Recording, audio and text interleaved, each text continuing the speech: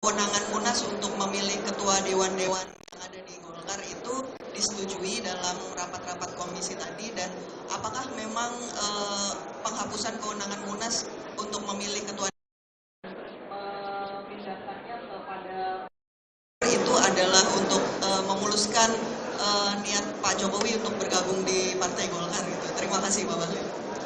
Yang pertama, Mbak, mazhab saya itu mazhab kompetisi. Saya sejak di OSIS kompetisi, kemudian di Senat, di HIPMI, di AMPI, semuanya. Nah, terkait dengan Golkar, ini kan ada pembukaan pendaftaran. Dan panitia membuka pendaftaran fair aja. Saya boleh dicek. Nggak pernah saya meminta untuk teman atau siapapun kompetitor yang saya suruh mundur. Nggak ada. Saya ikut aja, tapi memang kali ini yang lolos verifikasi cuma saya oleh PSC. Dan yang daftar 2, bukan nggak ada. Ada, tapi yang karena syaratnya itu kan selain daripada 5 tahun kepengurusan DPP atau tingkat di bawahnya, dia harus memiliki 30% dan total jumlah suara. Nah, saya sudah dapat waktu saya daftar 470 suara, 469 suara ya.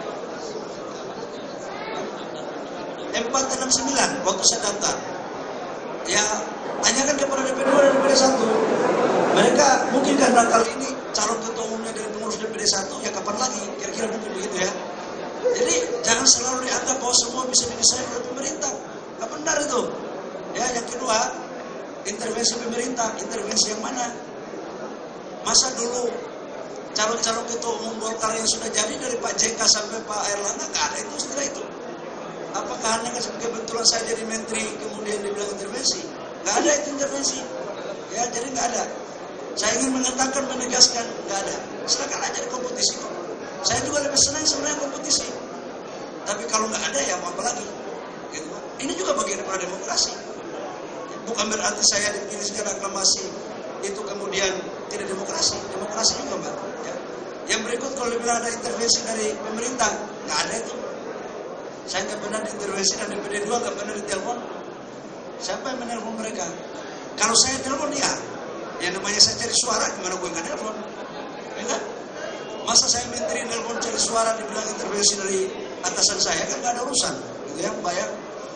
Yang berikut menyangkut dengan dewan. Jadi gini, tujuan Munas itu ada 3 keputusan di dalam mekanisme anggaran dasar kita sebenarnya.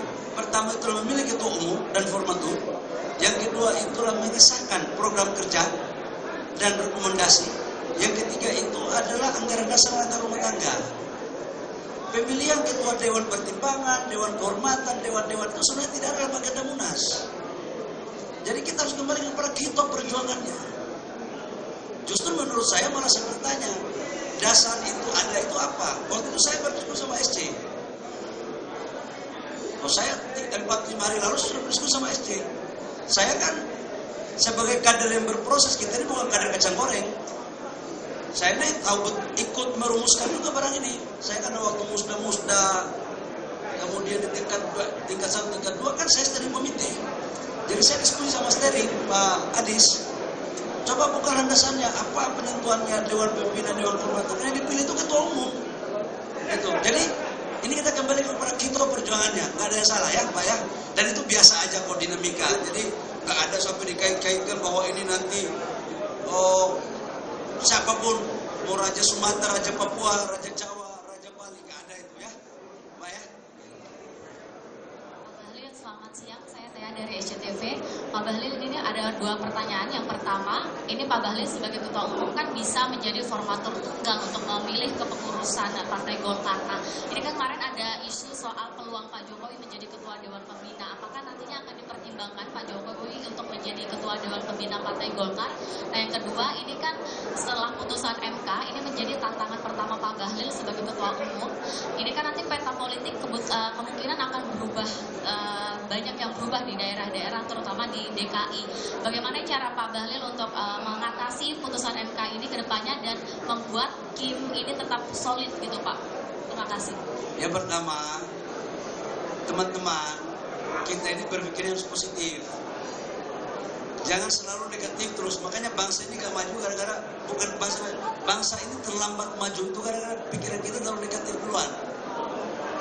Jadi nggak ada sampai urusan Pak Presiden Jokowi mau jadi ketua Dewan Pembina itu sampai dengan hari ini nggak ada. Ya, saya berdiskusi kok nggak ada. Jadi nggak benar itu pikiran itu. Tapi kita nggak boleh melarang orang mengasumsi. Negara kita kan demokrasi. Ya mudah-mudahan aja orang itu kalau ngomong kalau doanya diijabah oleh Allah, jangan marah saya loh. Ya.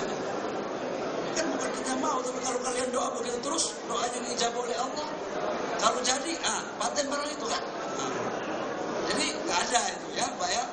Yang kedua menyangkut dengan urusan pilkada, ya saya kan baru terpilih jadi ketua umum. Keputusan MK pun belum saya baca. Tapi saya yakinkan bahwa koalisi Indonesia Maju solid dan namanya politik itu dinamis, ya dinamis. Politik itu bukan 1+1=2. Nanti kita lihat 1-2 hari ke depan.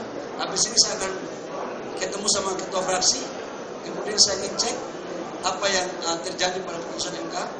Setelah itu malam baru saya merumuskan dengan beberapa teman-teman langkah-langkah tentang Partai Golkar dalam menghadapi pilkada. Oke.